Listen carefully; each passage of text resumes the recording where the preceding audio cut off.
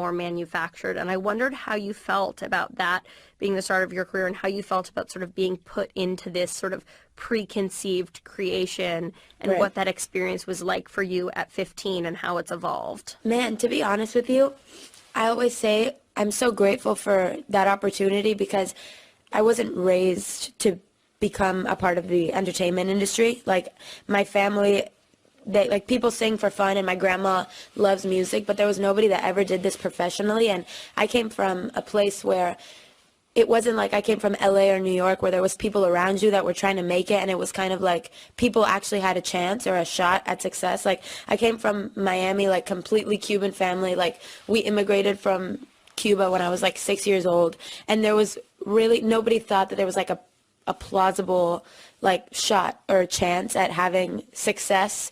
I always kind of looked at that as like a very far away thing. And when the X Factor came close to Miami, because the auditions were in North Carolina, it was my 15th birthday and I wasn't going to have a quinceañera, so I asked my mom instead if her present would be for me to for her to drive up with me to audition.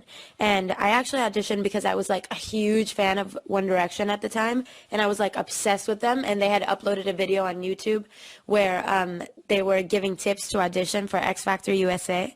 And so I just had like 5 seconds of bravery, and so I auditioned and I didn't make it. They chose me as an alternate.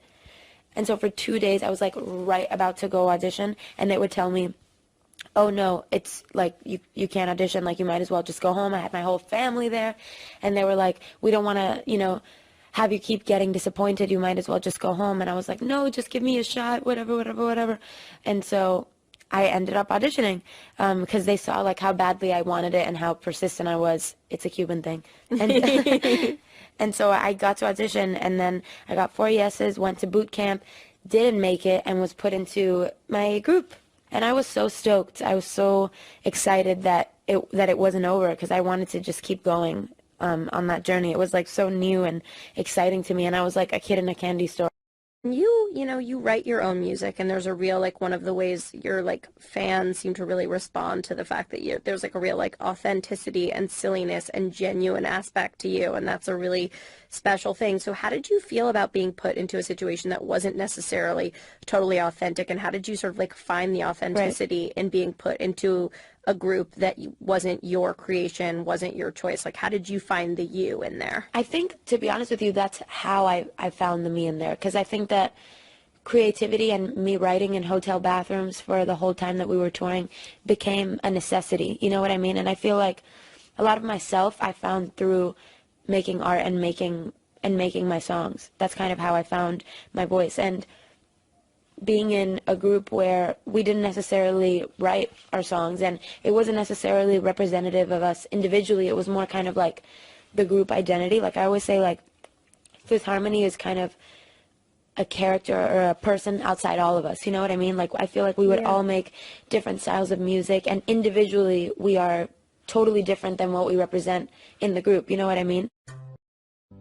So you have all this music that you've been writing throughout the time you've been in the group that's almost like this almost private diary of your experience of becoming known and becoming famous and becoming a public figure and becoming a woman. Yeah, that's so cool. I hadn't even thought about that. But it's like when I look back on my laptop and all the songs that I'd written, I can literally see the evolution of like when I was 15, like when I wrote about having my first kiss, when I wrote about my first heartbreak and disappointment in a friendship with somebody. You know what I mean? Like, I have like a soundtrack to listen to when I'm super old of like how I felt like during all these times in my life, which is really cool. Do you feel connected to that music still? Like, do you feel like you'll want to put that music into the world so that your fans will understand the journey that you've been on?